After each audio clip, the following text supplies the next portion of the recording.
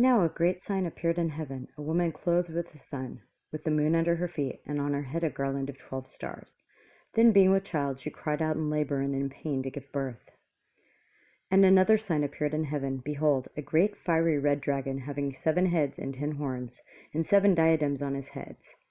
His tail drew a third of the stars of heaven and threw them to the earth. And the dragon stood before the woman who was ready to give birth, to devour her child as soon as it was born. She bore a male child who was to rule all nations with a rod of iron. And her child was caught up to God and his throne. Then the woman fled into the wilderness, where she has a place prepared by God, that they should feed her there 1,260 days. And war broke out in heaven. Michael and his angels fought with the dragon, and the dragon and his angels fought, but they did not prevail, nor was a place found for them in heaven any longer.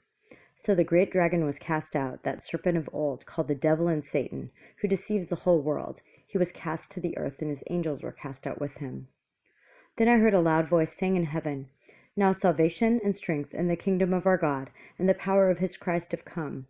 For the accuser of our brethren, who accused them before our God day and night, has been cast down.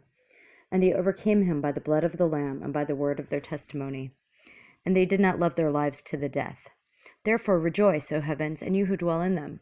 Woe to the inhabitants of the earth and the sea, for the devil has come down to you, having great wrath, because he knows that he has a short time. Now when the dragon saw that he had been cast to the earth, he persecuted the woman who gave birth to the male child. But the woman was given 2 wings of a great eagle, that she might fly into the wilderness to her place, where she is nourished for a time and times and half a time from the presence of the serpent. So the serpent spewed water out of his mouth like a flood after the woman, that he might cause her to be carried away by the flood.